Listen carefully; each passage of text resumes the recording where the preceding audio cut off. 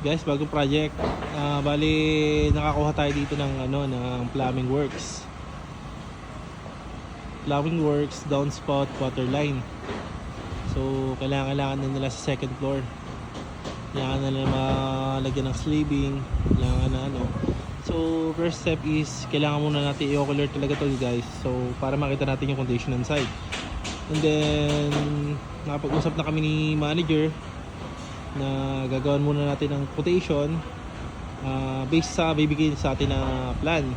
So medyo minamadaling na to, pero yun nga, okay lang naman tayo kasi yung mga tao naman natin is around dito lang sa area. So ina-assure naman natin na madali tayo makapag-mobilize.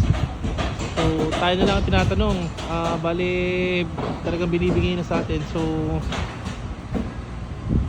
tayo tatagapin talaga natin kasi tagalit tayo sa sa trabaho, lalo na sa project. So